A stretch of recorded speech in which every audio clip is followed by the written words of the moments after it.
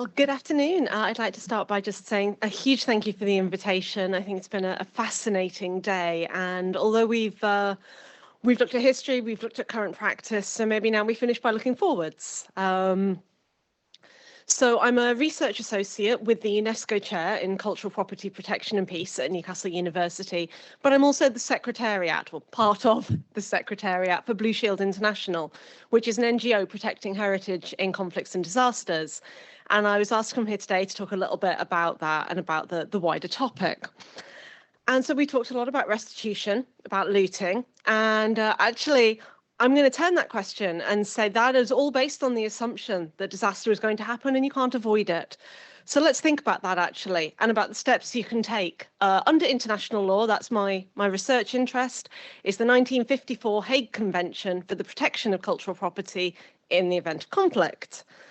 So I thought I'd start with a tiny bit of history. I mean, we've heard a lot today, so I'm going to be very, very brief on that led to the founding of the Blue Shield, to contextualize some of this.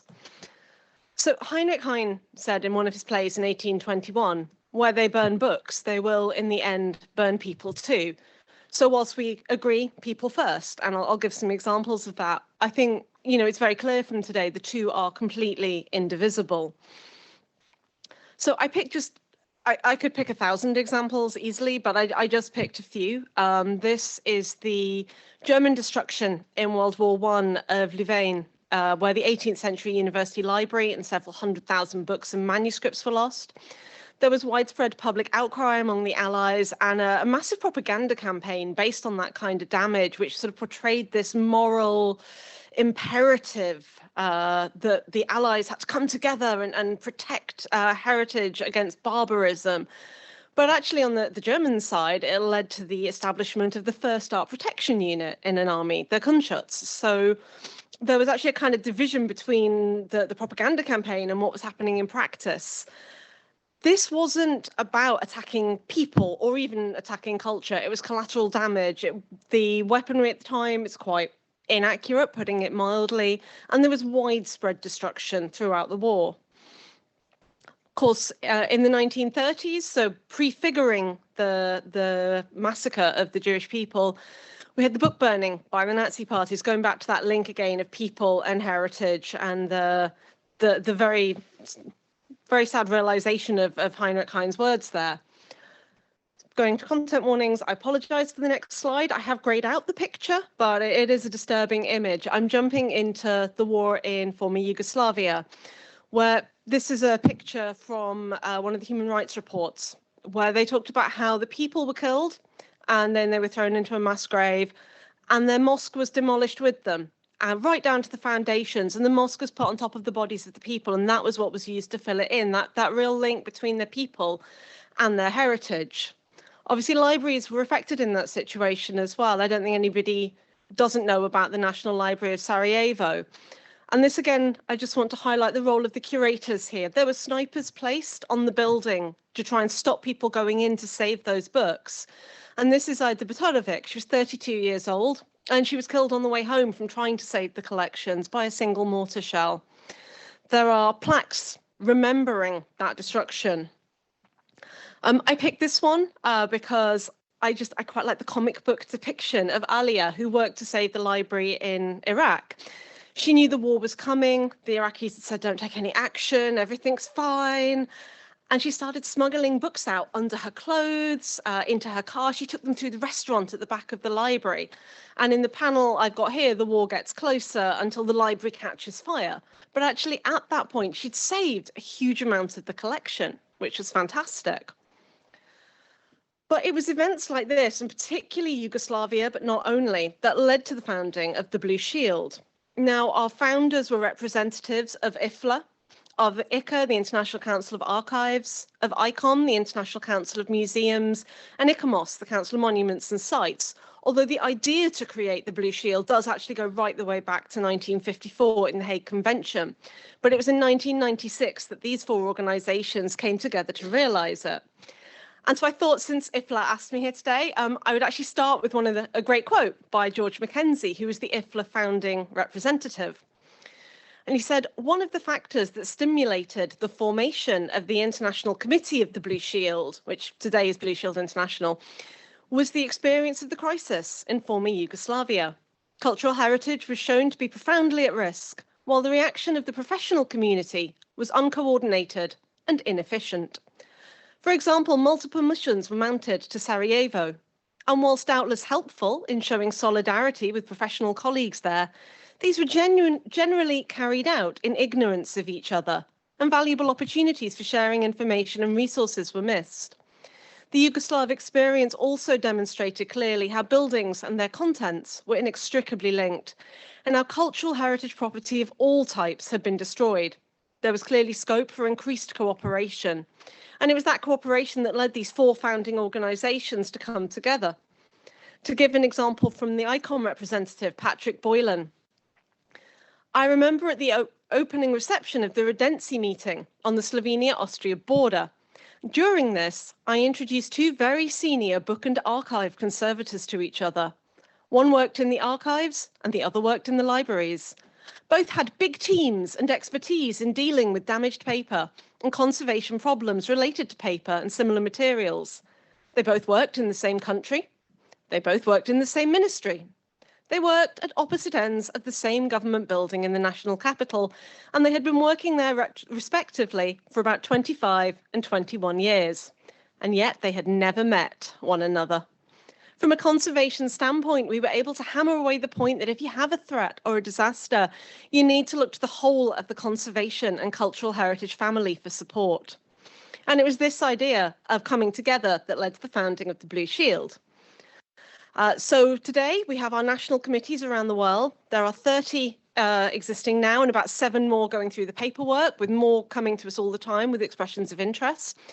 Our international board still has ICOM, ICOMOS, IFLA and ICA on it, but also elected members from the national committees. And that's a model that's followed at the national level. And we have the Secretariat supporting the board, where I'm based.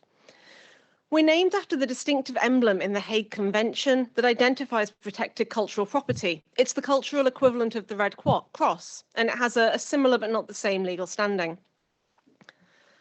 Our mission is that we're committed to the protection of the world's cultural property and concerned with the protection of cultural and natural heritage, tangible and intangible, in the event of armed conflict, natural and human-made disasters.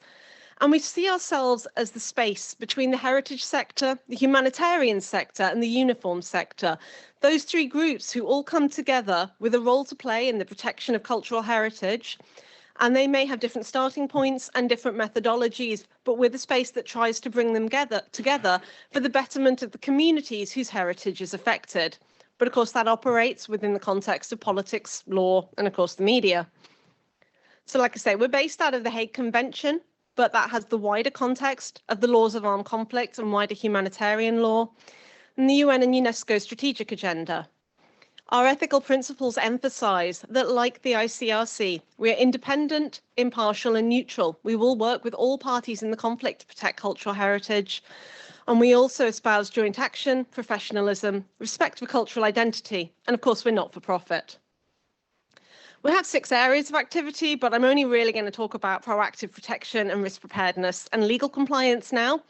Although I will highlight that our MOUs at the moment include the Red Cross, NATO. We're formalizing partnerships with UNESCO, and we've got a MOU with the National Committee in Lebanon and the NGO Baladi, the United Nations Interim Peace Deployment in Lebanon, and the Smithsonian Cultural Rescue Initiative and the CERL Cultural Emergency Response. So we have a wide international network that we try to use to provide support at the national level. And what I want to talk about, really, the point of all of this is I actually do a lot of military training. You can see these amazing pictures of me looking stupid here. And it's that influences my work. So this is all also based on research into practice. So we have our recent book last year, Safeguarding Cultural Property in the 1954 Hague Convention, because our work is underpinned by academic research and practical experience. So the Hague Convention, 70 years old, it tells us that the protection of cultural property comprises safeguarding and respect. And just to highlight there, actually, The definition of cultural property here does include libraries, books, archives, both the buildings that house them, buildings that display them, storage facilities, and the collections themselves, and the individual components, so a book or a collection. It can be anything. It's actually up to the state, but it exists, as the law says, irrespective of can't speak, doing well, it's the end of the day. It exists irrespective of origin or ownership, meaning it also applies to private collections. So what is it that you're kind of supposed to do? Because the big one is safeguarding. The law actually says that you're supposed to take measures in peacetime to prepare for conflict. And we argue that we think most countries have not done this. Recommended measures in the convention, it just says do some safeguarding. And then in the second protocol, it gives some examples. There should be competent authorities to advise and coordinate protective measures. Whose job is it to say war is coming, close the museums, close the libraries, evacuate things? Who is in charge of coordinating that, of making sure that preparations are in place? We were quite good at that in Europe in World War II. We've lost all those lessons. You're meant to make inventories of cultural property. As a minimum, what is it and where is it? And when you go to most librarians and say, so do you have the GPS coordinates of your library? They give you a funny look, because it's never really occurred to anybody that actually if I look at a satellite image, I might be able to tell the church, might be able to tell an archaeological site, but a library just looks like any other building from the roof. So coordinating them with your competent authorities to say, okay, these are where all the libraries are, that's actually really critical. There are systems of registration called special and enhanced protection for particularly important places. We're currently lobbying for things like the Memory of the World Register to be included for enhanced protection, but it's a government decision to do it. There are blue shields, like the Red Cross, to identify protected locations.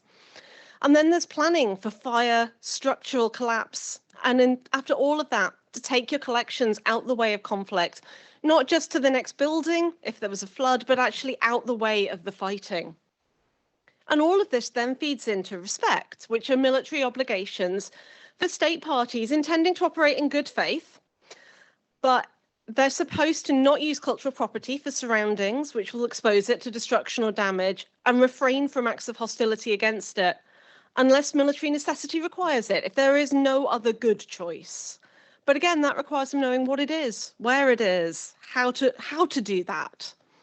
They're supposed to prevent pillage, looting and vandalism amongst their own forces, or more widely if they are the people currently in governance of an area and there are no state police or whatever. Not to requisition cultural property, not to conduct reprisals. But that really is dependent on what is feasible. And that's what I'm going to talk about a little bit more now. So from the heritage perspective, just to give a couple of examples from conflicts, this was the National Museum of Iraq. Now, the government said, don't pack down anything. War is not coming. It will be fine. Don't do anything. And this is not an isolated example. The curators actually went against that. They did pack everything down. They moved it as best they could to safety, and they painted a big blue shield on the roof, trying to make arrangements to protect the collections, but they couldn't take them very far. They could only take them to the basement because there were no wider arrangements in place. The National Museum of Aleppo. Aleppo was an area in Syria where the fighting escalated very, very quickly. And so according to the museum director, Yusuf Kanju, writing a couple of years after the clashes really escalated, he basically said, looking back, there were no guards, there were no inventories, there were no pre-prepared refuges to take the collections to, no in-person support, and little to no funding. And so the aim was to work out what they could do in those circumstances to protect the collections. So they prioritized them based on the significance and the importance and the storage available to them. And initially they thought, all right, well, looting is our biggest risk to start with. So they changed the gallery layout so people couldn't find things, put some replicas in place. They took what they could down into the basement, which is below groundwater level. So this is, again, that idea about taking your collections away. So they had generators running constantly to try and keep the collections dry and safe. And this is why you want these pre-prepared refuges, because this is obviously not ideal. In order to ensure the security of the museum and employees and obstruct armed groups entering the museum, staff remained inside the museum at all times. The families of 6 guards and 3 curators were based in the museum. and they lived there permanently from 2012 to 2017. So again, not ideal, no preparations made. So when conflict happens, it was awful. Now, in 2013, they actually took about quite a large amount of the collection across Aleppo to the other side. So they couldn't get it out the city, but they decided that they would evacuate it over to the university. But shells were falling on them the entire time. It was a real risk to the staff doing it and to the collections themselves. And eventually they took most pieces to Damascus. And reflecting back, the head of the Directorate General of Antiquities and Museums, Professor Abdul Karim, said, "These were difficult hours. I will never forget them in my life. I was afraid for the lives of my colleagues on the way and the large volume of collections which could be stolen. I had no choice but to make this difficult decision after the escalation of violence in all of Syria." And actually, they were so worried about looting, they kept it secret, so that eventually it was only the director of the antiquities for the Aleppo Governorate, 2 large trucks, which travelled for 13 hours, 3 employees, the museum director, and a couple of security guards. And they did the whole thing in secret. They were so afraid. But that's why you need these competent authorities that say at the beginning, okay, before we get to this situation, let's take things out to safety. But when we think about these risks, we think, okay, right, direct threats. We think about the structural damage, the fire, the looting. We think about neglect. What happens if I can't get to my institution and a shell blows a roof tile off and water gets in? And then you get those secondary effects. What about the water that results from, a burst pipe from a shell, or the fact the environmental regulation has gone down? We don't really think about the way politics is going to make this really complicated, and about how much more complex evacuation is going to become if we leave it. But then when we think about these measures of respect and about the requirements on armed forces, actually they have a completely different perspective on threat. And for them, it's about the risk to the mission. And so all of this comes under illegal action. And that's the first thing. They don't want operating in good faith. They don't want to be responsible for unnecessary or disproportionate damage. They don't want looting because that can lead to terrorist financing. They don't want negative strategic communication campaigns. And I know I said I'm not looking back much, but I really like this picture, which is an Italian pamphlet, about 50 pages from World War II, called What the English Have Done in Cyrene, more or less. And it was this whole thing about British actions damaging cultural property in Libya, which was completely fabricated. But the British were incredibly embarrassed by it. And incidentally, no British soldier has ever looked like that in the history of ever. But, it's this idea. And again, similarly, we see it today where we still think of the Americans and the looting of the National Museum of Iraq, that negative reputational damage, which also can then impact the perception of forces, of local people on the ground towards the force that's operating there. So there were a lot of problems like that in Afghanistan as well. Armed forces want to be able to move, to store things. Where's your ammunition dump? Oops, I put it on an archaeological site. They don't want to do that. They don't want to find out that the building they're using means that they're accidentally shielded by a cultural site, because that would draw fire. And so that might be an illegal action if there was other choices they could have made. They want to be able to maneuver safely through these areas. There's a lot of considerations for them in how to operate that we don't necessarily, I think, provide the right information for. So I'm going to give a couple of examples now to really kind of highlight how this works in 2 workshops I've run. So this one's 2018 in the Military Museum in Vienna, which we created a fictional scenario where we went to the country of Danubia. We're not very good at naming. And in this, our civil military audience, our heritage professionals and armed forces come together, and we give them a fictional conflict and a little area of responsibility, and they form into working groups. And the working groups represent the brigade that is operating in the area, and they've been given responsibility for cultural property protection. And the commander of the brigade has said, well, what's this about a military museum? Go see what's going on there. Is that something I need to worry about in my mission? And so they got a briefing from the curator, and they had to look at risk and the planning processes in the museum and security, but also to think about, in the context of that conflict, what are the trigger points? What is culturally sensitive? What is historically important? And what is militarily important? So historically speaking, the most important thing in that museum is actually a Napoleonic era hot air balloon. It's the only one of its kind left in the world. It's the advent of aerial warfare. And there it is. A hot air balloon is the most important thing in that collection. Socially speaking, you can't really see it. It's the best photo I could find. There's two banners at the very back of that picture. Now, they were taken from the defeat of the Ottoman Empire at Vienna. And actually, people still come, for real, people still come from Turkey to pray under those banners. So they're clearly still very sensitive in the modern day. And if you transpose that into a conflict where people are antagonistic towards each other, you actually have quite a strong cultural touch point for what I will just hold my hands up and say I thought of with two dusty banners at the back. But actually, I had to think about it in a very different way. And then militarily, somebody said, one of our attendees said, oh, actually, you're a military museum. You've got lots of weapons and you've got all these tanks out the back. How easy would it be to get them going again? And the curator said, oh, it's funny. We're the only museum not owned by the culture sector. We're owned by defence. Everything here's live. And so they've suddenly got this whole different picture of a level of security that is quite different to what you might find in a military compound for all of this military equipment. And so the museum takes on a whole new perspective for them in that conflict about antagonizing tensions between communities who may already be quite tense, about availability and access of both funding and supplies for armed forces. And it was a very different way of looking at it for them. We did another one the year after, looking at the Speicherstadt and Kontorhaus district with Chili House in Hamburg, which is basically a warehouse district that you can see along the sort of center side of the photo here. It's the set of buildings that go sort of all the way, I'm just going to point, hang on. These buildings that go all the way back up here, and then the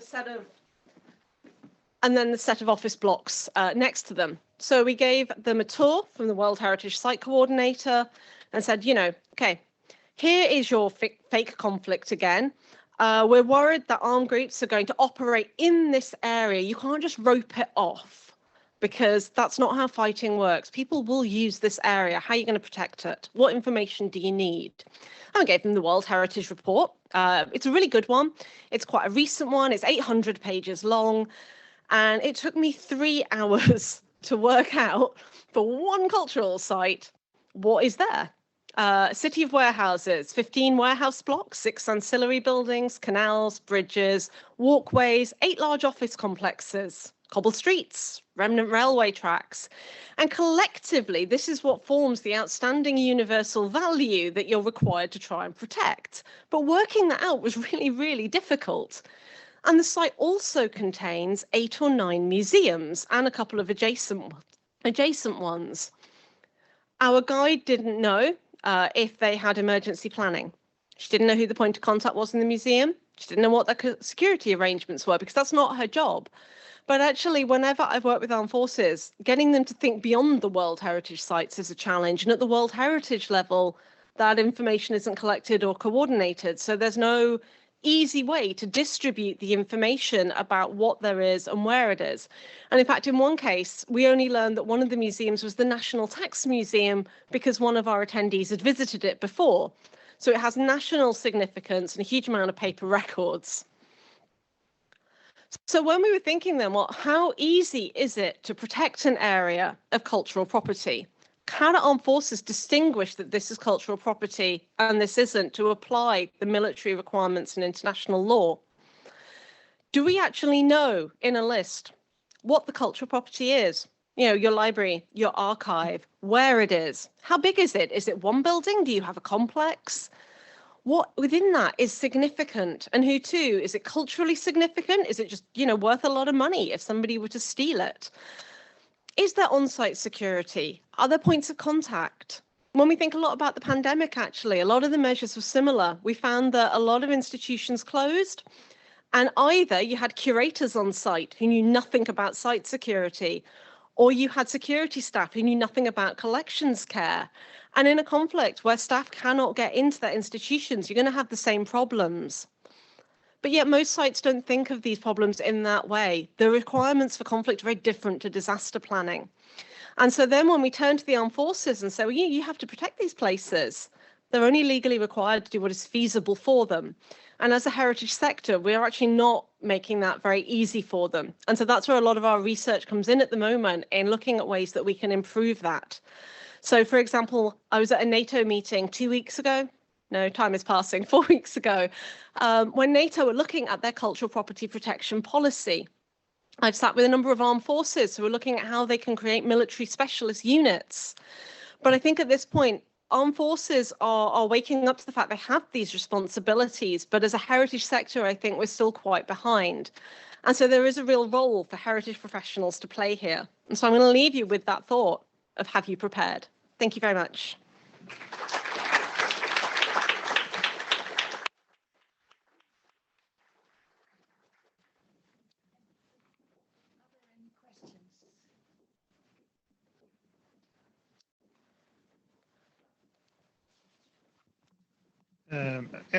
As an international lawyer, I was very interested in something you said at the beginning about the First World War and the bombardment about the ancient parts of Louvain, because I've always had the impression that that was made on purpose as a reprisal against civilian resistance, which the Germans didn't like.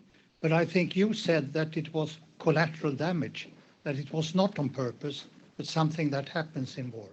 And I want to have a clarification on that. I think that's a fair question, actually. So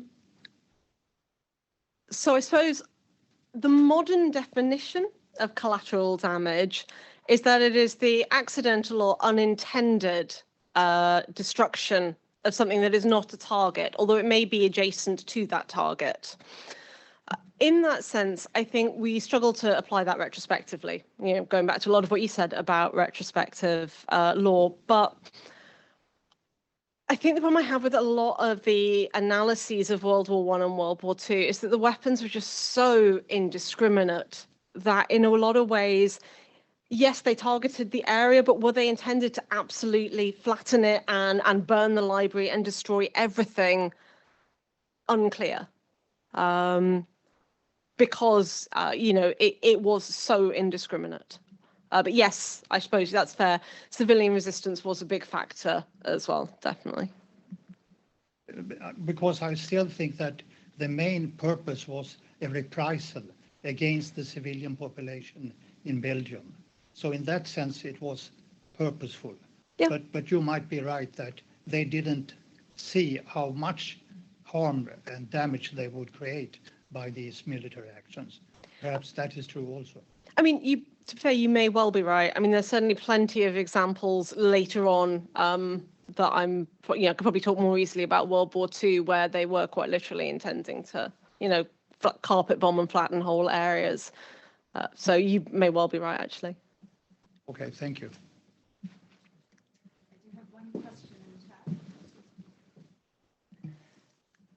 I think you also mentioned the protection of intangible cultural heritage, but most of the presentation has been centered on tangible part. I was just wondering, how does Blue Shield work with protecting the intangible cultural heritage in practice? So in several ways. The Intangible Heritage Convention does have some great guidelines on the website, actually, for protective guidelines, which I would recommend anybody reads. But in practice, for example, we also do work with military forces in the protection of civilians agenda, because I think one of the best ways that you can protect intangible heritage is by protecting the people whose intangible heritage it is. So at that point, if the main Hague Convention protects the places that they need to conduct whatever, whatever is related to the intangible heritage, and you're protecting the people as well, that is, I think, the best way to do that. So we tend to put that more under a protection of civilians agenda in our work, but we do very much try and do both. And actually, we're looking at research at the moment into how to do that better. So, for example, I would say the work of our Georgian National Committee most recently are conducting several projects documenting the intangible heritage of the displaced people from the Georgian-Russian War in 2008. And then they've been looking, following the disruption, maybe loss of those intangible heritage traditions, seeing what's most affected and how they can help recover them now.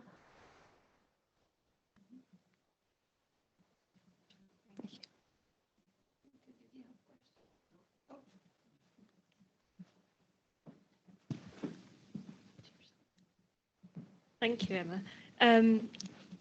When it comes to communication with the government, in order to get certain laws passed or advocate for certain policies, and what's your experience working with UK Blue Shield, and how easy is that communication with the government, or how difficult is that? Thanks, Joanne. So sorry. I want a follow-up question. Okay, so in a different hat, I'm the secretary for the UK National Committee. We do a lot of work lobbying our government, looking at cultural heritage protection. So we have very good relations with our Ministry of Defence. So, for example, I've helped support training for the UK Cultural Property Protection Unit, and we're in regular contact with them, looking at how they can protect cultural heritage in operations, but also like as a wider standard setting organisation. On the cultural side, we have good relations with our Department of Culture, Media and Sport, but the government itself has said in its policy paper when the UK ratified the Hague Convention in 2017 that they feel adequate measures are already being taken by the sector for the protection of heritage in the event of conflict. And in some ways, we're doing really well. We actually have created an inventory of our protected cultural property. It involves our deposit libraries, for example, so libraries are on it, the main national archives. It is representative across all 4 countries of the United Kingdom. So in that sense, it's really good. Most countries don't have an inventory at all. They might point you to something on their cultural website that can't be downloaded and is very inaccessible at best. But, you know, we have done that. Our emergency planning measures are quite good, but they only apply to certain institutions. So we feel that actually there is further planning to be done there. And at the moment, the UK government don't want to engage with that. It's a big ask, actually. I mean, you know, we have 2,500 museums. We have, actually, I worked it out, we have about 200,000 nationally registered cultural sites. The churches are independently managed unless they happen to be historic, but the Hague Convention doesn't say, oh, only old churches are important. You know, religion is an important thing for people. It's not dependent on the age of where you worship.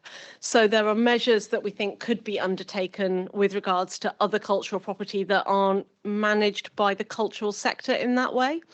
So at the moment, we're in good communication with the Department of Culture, Media and Sport, actually, and there are areas we are working on, and in those other areas, we're talking to the parties directly to see if it's something they're interested in.